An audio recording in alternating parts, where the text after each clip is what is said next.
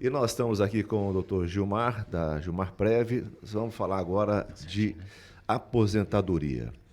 Doutor Gilmar, o déficit do Instituto Nacional do Seguro Social, que é o famoso INSS, segue gerando problemas para o governo e o rombo previdenciário deve mais do que dobrar até o ano de 2060 e até quadriplicar até 2100, segundo novas estimativas da Secretaria do Regime Geral de Previdência Social do Ministério da Previdência. Especialistas consideram aí que a reforma iniciada em 2019 está praticamente inacabada ainda, né? E o governo deve focar em novas medidas relacionadas à Previdência para evitar aí a quebra do Instituto. Já pensou o caos que seria se o Instituto INSS quebrasse para o Brasil, né? O Brasil iria à falência, né? Doutor Gilmar, quais são os principais desafios enfrentados pelo sistema de previdência social atualmente aqui no Brasil? O sistema, apesar desses números aí, a contestação que o sistema dá superávit. Então. Porque, veja bem, todos contribuem. Que não tem, né? Essa briga antiga já vem desde 1960, né, quando foi fundado o INPS, né? Em 1980, 90, o INSS. Mas a briga é antiga, porque entra muito dinheiro. O que aconteceu? É que entrou muito dinheiro e sumiu o dinheiro. Foi para fazer uma ponte, foi para fazer a Transamazônica, né? Então não adianta, se nós todos aqui fizermos uma caixinha aqui para nós um dia pegar o dinheiro para fazer o churrasquinho e um de vocês pegou para tomar cachaça à tarde, cadê o dinheiro? Então aconteceu isso no decorrer. Então é lógico que está tendo. Mas há controvérsia, né? Houve várias reformas, né? Começou pelo Fernando Henrique. Na gestão Lula e Dilma não teve reforma, né? O Michel Temer tentou fazer reforma da Previdência, não conseguiu porque não tinha lá no Congresso uma votação expressante. E o Paulo Guedes ali, junto com o Bolsonaro, conseguiu aprovar dia 13 de novembro de 2019 uma reforma que, ao meu ver, foi injusta. Foi injusta. Porque ele pegou todos que estavam no sistema e não quem estava ingressando, né? Eu tenho um cliente da Andorinha, que é contador, no dia 13 de novembro de 2019 faltava 2 dias para ele aposentar. Ele tinha o direito para completar o tempo. É porque tem uma regra de transição que se faltasse até 2 anos para você aposentar, você fica na regra velha. Sim. Faltava 2 dias, gente. Agora ele vai ter que trabalhar até 60 anos, o cara tem 53. Então é injusto, né? O Michel Temer ele queria fazer assim na época. Quem tinha menos de 50 anos entrava na reforma. Quem tinha mais não entrava. Mas a reforma do Michel Temer, que é aquela que foi aprovada no Congresso, essa teve toda a parte da transição junto. Ela não foi uma que começou a valer do dia para a noite. Porque, na verdade, isso foi aprovado, essa reforma da Previdência, grande parte dela foi no governo do Michel Temer, não foi, doutor Gilmar? Começou, mas aí quem fez todo o aparato foi o Paulo Guedes. Ele fez um modelo de Previdência, né? E se não fizesse realmente a Previdência vai quebrar, né? Ele deu uma freada. Como que eles frearam a Previdência? Limitando a idade, né? Sim. Eu, por exemplo, eu aposentei com 49, eu já estou com 54. Hoje, uma pessoa que me procura no escritório, que tem os seus 35 anos de contribuição, que é o caso nós homens, né? E a mulher 30, tem que ter idade agora. Qual que é a idade? 60 anos o homem e 57 a mulher. Para quem estava no sistema. Sim. Quem não estava no sistema, agora é só 65. Então, foi meio pesado. Apesar que precisava a reforma. Sim. É necessária. Mas ela está causando grande revolta entre a população, porque muitas pessoas estavam à beira de se aposentar e agora vão se distanciar, né? Agora, a questão dos números aí, existe contestação, né? Porque a Previdência ela recebe diariamente uma fortuna, né? Muito dinheiro. Você vai no estádio, você paga ali, tem cobrança. Você vai fazer a loteria, tem cobrança. O empresário vai construir uma casa, o funcionário, o autônomo, todos contribuem. Agora, a Previdência Social, em todos os países, sejam eles ultra desenvolvidos ou ainda emergentes, ou na situação que é o Brasil hoje, qual que é o real valor da Previdência Social para as pessoas, doutor Gilmar? Antigamente, o maior valor real para uma pessoa seria conseguir uma casa, não é isso? Eu tenho meu habitar, né? Mudou esse conceito, eu tenho uma aposentadoria. Não adianta nada você ter uma casa e não ter o que comer. Então, a Previdência Social para o país, não só no Brasil e no mundo, tem um valor muito grande que é um dia nós vamos perecer, ou a gente vai ficando velho, a gente vai perdendo as forças, o reflexo, né? A força muscular. Então a gente necessita dessa aposentadoria, que aposentadoria quer dizer voltar para os aposentos, até significa essa palavra, aposentadoria voltar para os aposentos, descansar, né?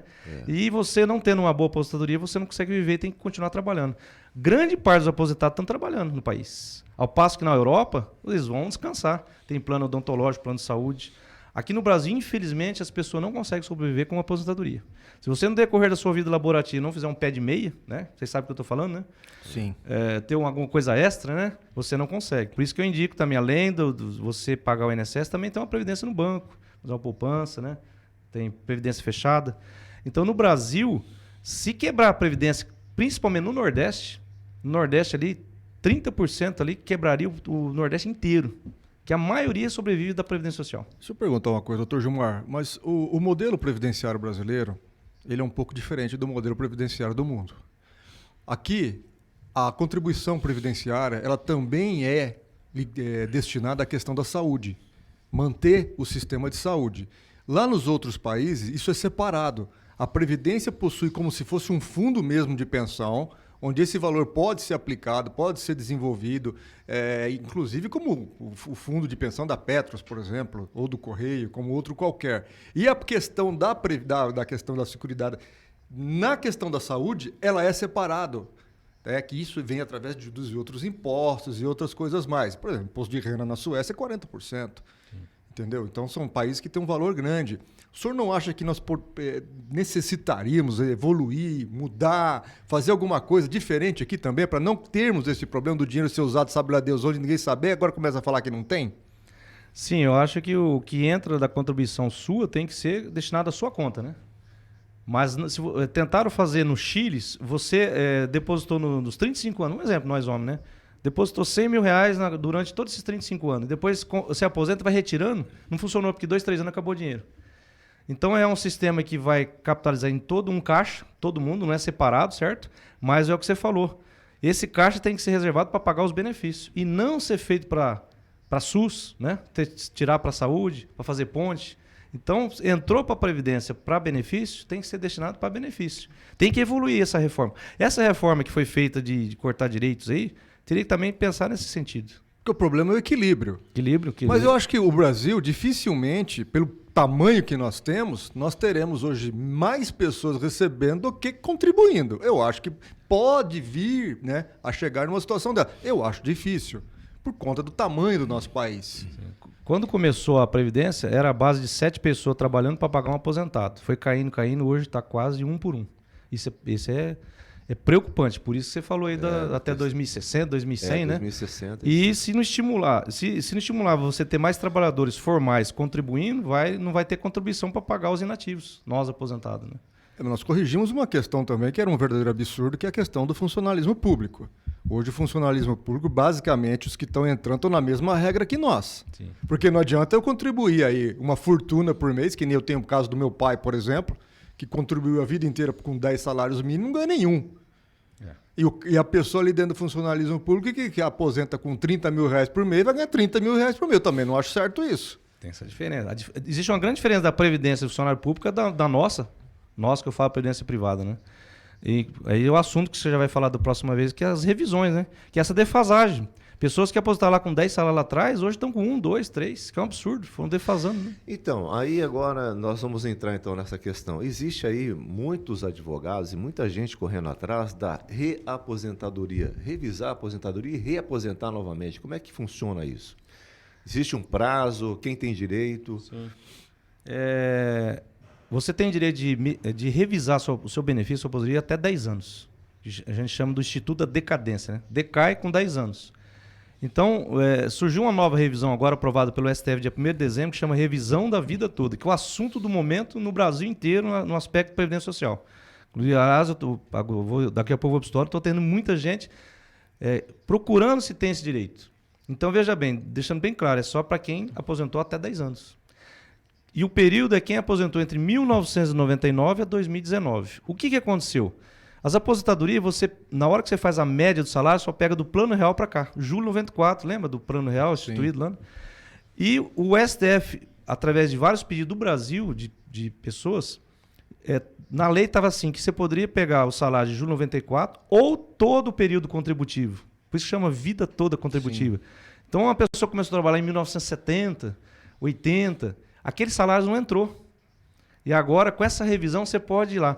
Só que cada 10 pessoas que me procuram, 8 não tem direito. Por quê? A gente não começa ganhando menos? Sim. E a gente vai evoluindo, né? Agora, tem alguns casos que a pessoa começa ganhando menos, ganha um bom valor e perde seu emprego. Eu vou dar um exemplo bancário. Ele era bancário, ganhava lá seus 10 salários, perdeu o emprego e se sujeitou a ganhar menos. Ou abriu um comércio. Agora, com essa revisão, eu consigo lá e voltar e buscar o salário dele bancário. E com isso a aposentadoria sobe lá em cima. Então aumenta bem. O que aconteceu sexta-feira passada? O Augusto Aras, que é o Procurador-Geral da República, entrou com embargos. Porque ele fala que a sistemática de buscar salários antigos, conversão, porque aí tem cruzeiro, cruzado novo, ele falou que o sistema não tem como fazer. O Alexandre Moraes, que é o relator agora, deu 10 dias para ele achar um sistema. Ele não achou. O Alexandre de Moraes. Alexandre Moraes. Quem era o ministro relator era o Marco Aurélio, que aposentou, né? E acabou agora estando com o Alexandre de Moraes. E eles decidiram que o segurado tem esse direito. Tem direito de colocar todo o salário. E é justo. Sim. Porque tem hora que eu ganho menos, tem hora que eu ganho mais, tem que fazer uma média, né? Que hoje é assim, né? Mas antigamente não era. Então, isso é uma forma de se revisar. Você falou de reaposentação. E a gente chamava de desaposentação. Infelizmente, isso aí, o STF julgou por 7 votos a 4 que não tem direito. O que é desaposentação? Eu aposento e continuo trabalhando. Eu, Gilmar, sou aposentado. Faz 5 anos e estou trabalhando e pagando. E grande parte da população aposentada está trabalhando. Vocês concordam comigo? Sim, que tem, né? Sim, concordo. E a pessoa trabalha 10, 15 anos depois da aposentadoria e ele para. Aí ele fala, agora eu posso ir lá e revisar minha aposentadoria, né? Ou pegar o dinheiro de volta. Antigamente chamava pecúlio, né? Para incluir esses... Isso, incluir ali nas... E infelizmente a gente ganhou vários casos. Eu tinha clientes já recebendo, o STF entendeu que não tem lei para isso. Mandou para o Congresso Nacional fazer a lei e até hoje ninguém fez. Mas continua descontando. Desconta? Então, mas acho que aí não tem cabimento, então não desconta. Não desconta. O que não tem cabimento desse país? Porque Então se não você desconta. foi aposentado e pagou a vida inteira, mesmo aposentado você vai pagar? Tanto é que agora na reforma que o Dória fez, o ex-governador, ele colocou que quem é aposentado, um professor militar, aposentou, ele vai continuar pagando contribuição previdenciária. Se você ficar inativo em casa. Eu, Gilmar, eu pago porque eu estou trabalhando. Tudo bem. Tem que pagar? Está na lei.